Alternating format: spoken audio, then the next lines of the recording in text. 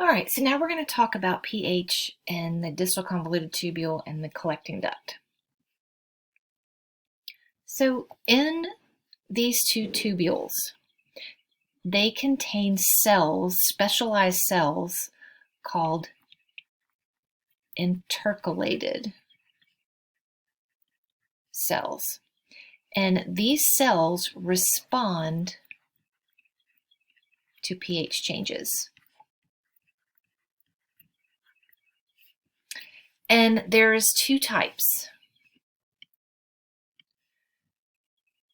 So there is type A intercalated cells and type B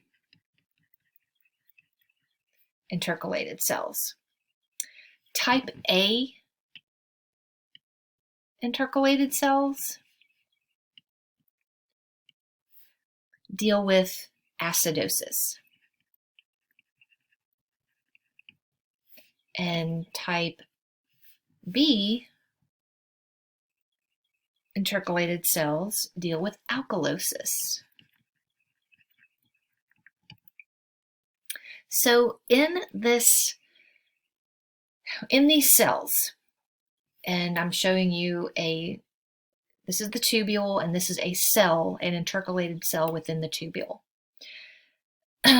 Each one of these, and then here's the blood supply that goes with it. So we're going to look at specifically, we're going to pay attention to a few things here. So the ions involved in this that we're going to look at are going to be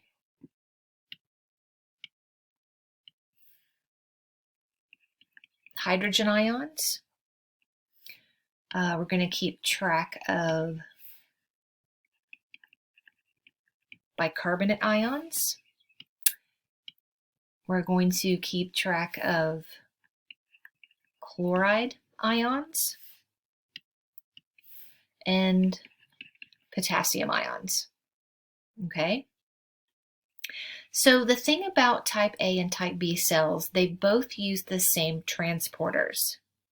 So they both use the same transporters, but they put them on different membranes because of what they need to do. So if the problem is acidosis, the pH is too low, there are transporters that are deposited on both membranes. So here we're depositing a transporter on this luminal membrane, and this this particular transporter will take hydrogens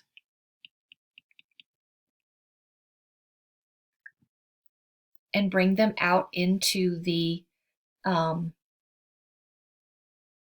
lumen, into the filtrate. Okay, so we're getting rid of hydrogens here. Because hydrogen is a positive ion, we have to exchange a positive ion for a positive ion. We can't just throw out a positive ion and then that's it. So we bring in this process, a potassium ion. Okay. There is another transporter. Get this color. And it's going on the basolateral side. And on this side, we are going to take bicarbonate and put it in the blood. Well, again, this is a negative ion, so we have to exchange that with another negative ion. So we exchange that with chloride. Okay, so we're getting rid of hydrogens and we are putting bicarbonate into the blood, which is making the blood more basic. And getting rid of the hydrogens is also making it more basic. Okay.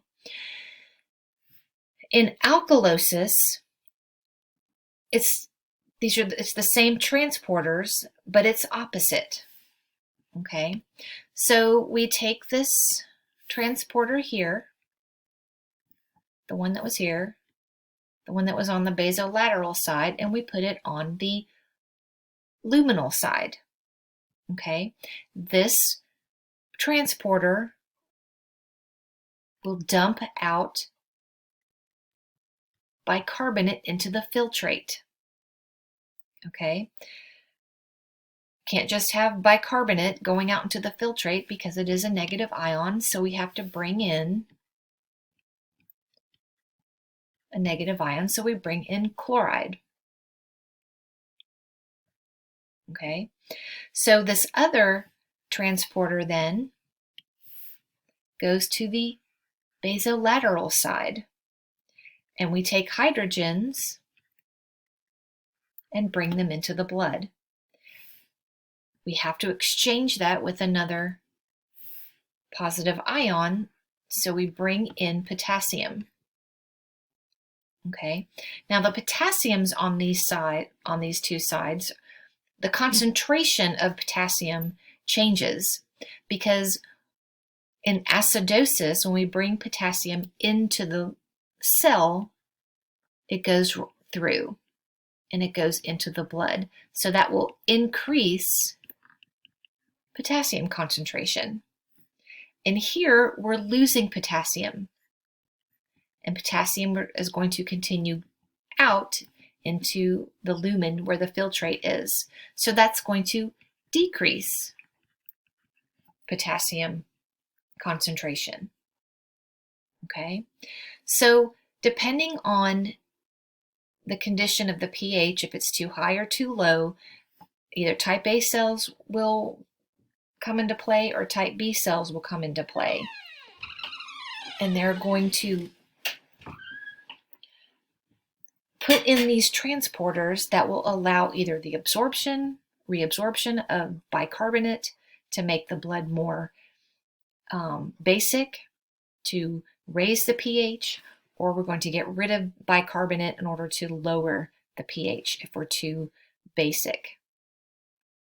Okay, and this occurs in the distal convoluted tubule and the collecting duct.